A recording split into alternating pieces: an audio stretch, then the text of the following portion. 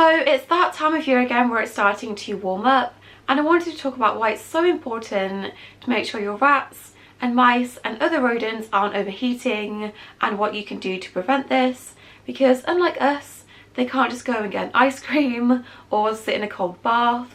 It's up to us to help them and make sure they're not struggling.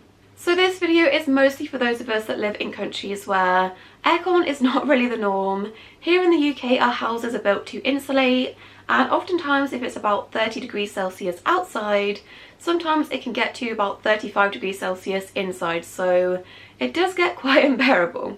But even if you are blessed with having aircon inside, some of these tips might also apply because rats and mice tend to prefer colder temperatures. Obviously not too cold for mice, but cooler temperatures are preferred, and anything above 22 degrees Celsius, they can start to struggle. So I think firstly it's really important to talk about the signs of rats and mice being a bit too hot, or possibly even having heat stroke.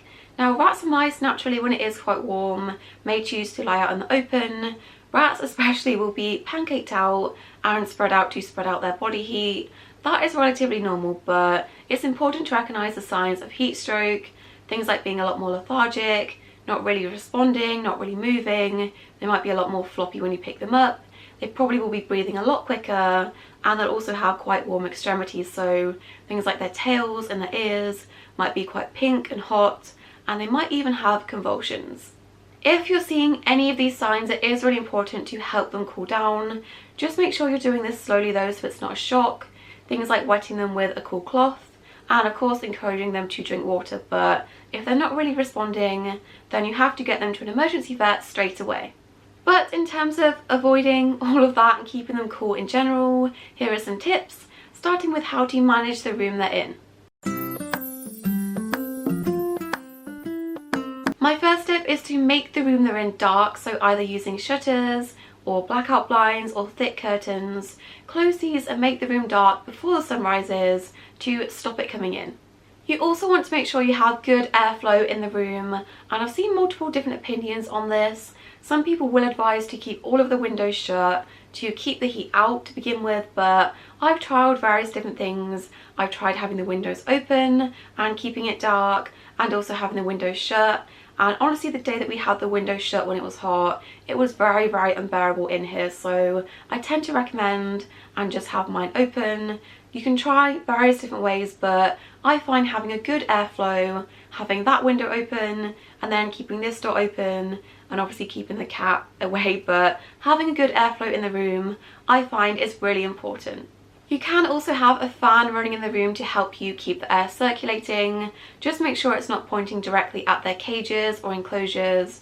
Just because they do have such sensitive respiratory systems, it's not really the best thing for them, but having a fan in the room is okay to circulate the air, and I do find that it helps. To go that one step further, you can also place a frozen water bottle in front of the fan, and this kind of makes a cheap person's aircon by blowing onto the cold bottle. This then blows colder air around the room, and I tried this and it does somewhat help. Speaking of frozen water bottles, it's also a really good idea to fill up any spare bottles you've got, whether it's milk cartons or Coke bottles. Fill these up the day before you're due to have hot weather and put them into your freezer, and then the next day you can either put them on top of their enclosures or even inside their enclosures. I've only done this once because I came home to an empty bottle, soggy rats and a soggy cage because they had chewed the bottle, so I tend to just put them externally on top of the enclosures instead, and this works by the cold air travelling down into the enclosure and technically cooling that air. I've also heard of people placing a wet towel over the top of the enclosure.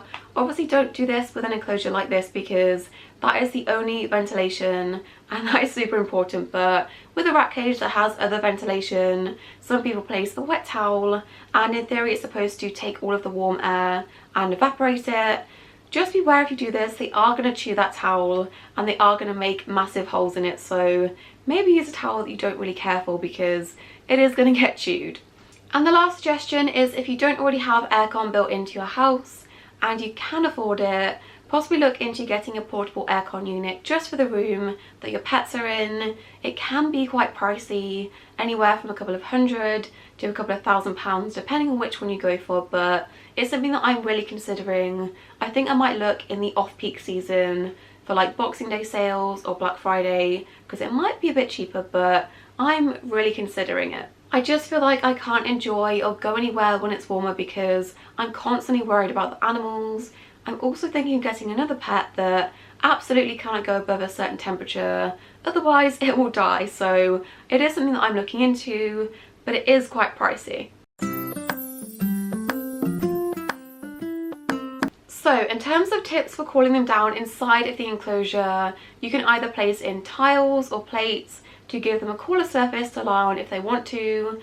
Tiles you can buy single tiles from hardware stores if you just ask for a sample, and plates wherever you get plates from.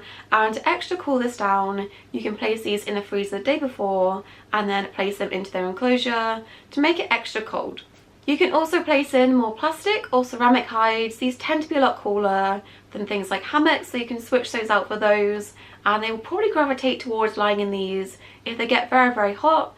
And these again you can also place in the freezer to make them extra cold. Obviously, if you don't already, make sure you're giving them multiple sources of water, and make sure you're checking these multiple times a day, a lot more regularly than you would on a normal day, just in case the water bottles get blocked for any reason or they tip over their water bowl.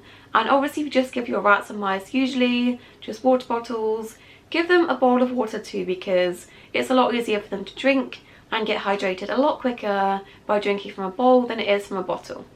There's varying different opinions online about freezing water bottles or giving ice in your pet's water.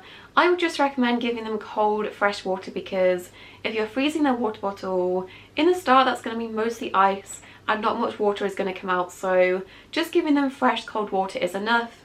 I probably wouldn't recommend freezing any of their water sources.